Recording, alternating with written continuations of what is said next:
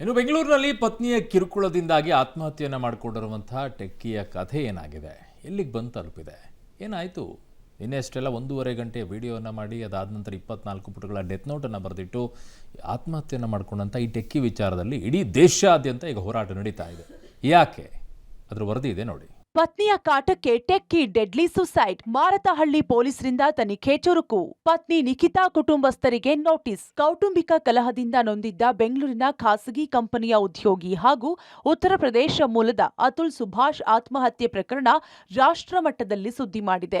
ಈ ಪ್ರಕರಣದ ತನಿಖೆ ತೀವ್ರಗೊಂಡಿದ್ದು, ಮೃತನ ಪತ್ನಿ ನಿಖಿತಾ ಸಿಂಘಾನಿಯಾ ಸೇರಿದಂತೆ ಅವರ ಕುಟುಂಬಸ್ಥರ ವಿಚಾರಣೆ ನಡೆಸಲು ಮಾರತಹಳ್ಳಿ ಪೊಲೀಸರು ಮುಂದಾಗಿದ್ದಾರೆ.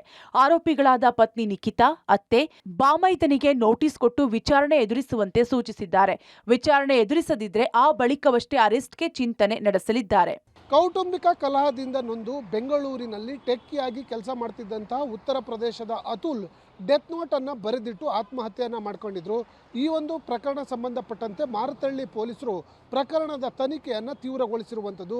ಈಗಾಗಲೇ ಈ ಒಂದು ಸುದ್ದಿ ರಾಷ್ಟ್ರ ಮಟ್ಟದಲ್ಲಿ ದೊಡ್ಡ ಮಟ್ಟದ ಸಂಚಲನ ಮಾಡ್ತಿರೋ ಹಿನ್ನೆಲೆಯಲ್ಲಿ ಇನ್ಸ್ಪೆಕ್ಟರ್ ನೇತೃತ್ವದಲ್ಲಿ ತನಿಖಾ ತಂಡವನ್ನು ರಚನೆ ಮಾಡಿರುವಂತಹ ಮಾರತಹಳ್ಳಿ ಪೊಲೀಸರು ಈಗಾಗಲೇ ಪ್ರಕರಣದ ತನಿಖೆಯನ್ನು ತೀವ್ರಗೊಳಿಸಿದ್ದು, ಪ್ರಕರಣದ ಆರೋಪಿಯಾಗಿರುವಂತಹ ಅತುಲ್ ಅವರ ಪತ್ನಿ ನಿಖಿತಾ ಮತ್ತು ಅವರ ಬಾಮೈದನವರ ಮನೆಯನ್ನು ಹುಡುಕಿಕೊಂಡು ಬೆಂಗಳೂರಿಂದ ಉತ್ತರ ಪ್ರದೇಶಕ್ಕೆ ಹೋಗಿ ಈ ಒಂದು ಪ್ರಕರಣದಲ್ಲಿ ಆರೋಪಿತರನ್ನು ಮೊದಲು ನೋಟಿಸನ್ನು ಕೊಟ್ಟು ವಿಚಾರಣೆ ಮಾಡಿ ಆ ಬಳಿಕ ವಿಚಾರಣೆಗೆ ಸಹಕರಿಸದೆ ಹೋದರೆ ಆರೋಪಿತರ ವಿರುದ್ಧ ಕಾನೂನು ರೀತಿಯಲ್ಲಿ ಕ್ರಮವನ್ನು ಕೈಗೊಳ್ಳಲಿಕ್ಕೆ ಬೆಂಗಳೂರಿನ ಮಾರತಹಳ್ಳಿ ಪೊಲೀಸರು ಮುಂದಾಗಿದ್ದಾರೆ ಅನ್ನುವಂಥ ಮಾಹಿತಿಗಳು ಲಭ್ಯವಾಗಿರುವಂಥದ್ದು. ಪತ್ನಿ ದಾಖಲಿಸಿದ್ದ ವರದಕ್ಷಿಣೆ ಕಿರುಕುಳ, ವಿಚ್ಛೇದನ, ಅಸಹಜ ಲೈಂಗಿಕ ದೌರ್ಜನ್ಯ ಪ್ರಕರಣದಿಂದಾಗಿ ನೊಂದು ಟೆಕ್ಕಿ ನೇಣು ಬಿಗಿದುಕೊಂಡು ಆತ್ಮಹತ್ಯೆ ಮಾಡಿಕೊಂಡಿದ್ದಾರೆ.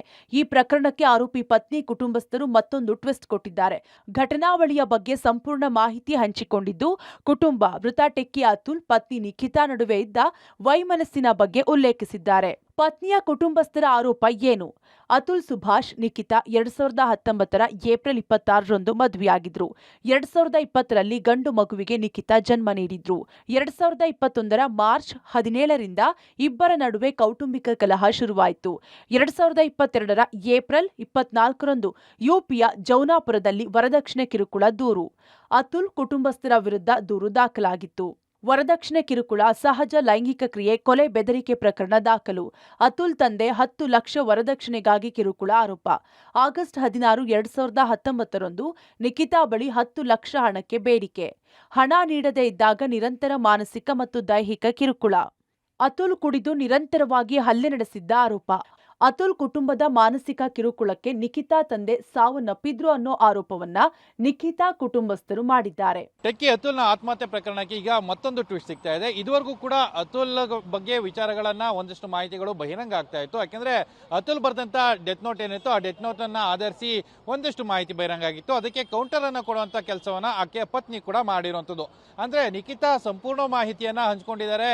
ಅದು ಕೂಡ 2019ರಿಂದ ಇಲ್ಲಿಯವರೆಗೆ ಆಗಿರುವಂಥ ಬೆಳವಣಿಗೆಗಳು. ಯಾಕೆಂದ್ರೆ ಅವರು ಮ್ಯಾಟ್ರಿಮೋನಿಯ ಮೂಲಕ ಮದುವೆ ಆಗಿರುವಂಥದ್ದು ಇರ್ಬೋದು, ಅದಾದ ನಂತರ 10 ಲಕ್ಷಕ್ಕೆ ಹಣಕ್ಕಾಗಿ ಬೇಡಿಕೆ ಇಟ್ಟಿರುವಂಥ ವಿಚಾರ ಇರ್ಬೋದು.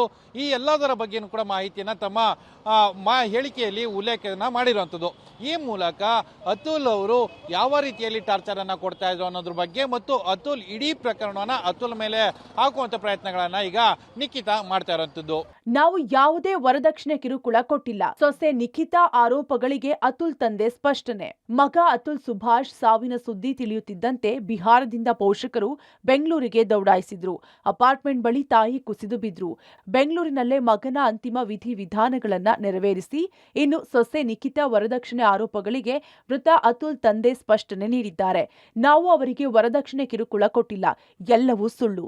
ನಮ್ಮ ಮೇಲೆ ಸುಳ್ಳು ಮೊಕದ್ದಮೆ ಹೂಡಿದ್ದಾರೆ ಅಂತ ಸ್ಪಷ್ಟೀಕರಣ ಕೊಟ್ಟಿದ್ದಾರೆ. आपके बेटा आपको कुछ बोले थे क्या? बताए थे सर? कुछ नहीं बताया। हमसे 10 बजे तक बात किया, एक दिन पहले तक कुछ नहीं बताया।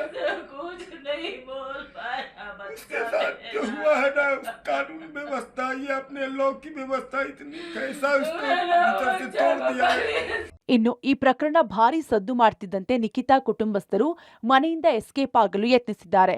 ಮನೆಯಿಂದ ಓಡಿ ಸಹೋದರ ಹಾಗೂ ತಾಯಿ ಬೈಕ್ನಲ್ಲಿ ಕಾಲ್ಕಿತ್ತಿದ್ದಾರೆ. ಈ ವಿಡಿಯೋ ಸಾಮಾಜಿಕ ಜಾಲತಾಣದಲ್ಲಿ ಭಾರಿ ವೈರಲ್ ಆಗ್ತಿದೆ.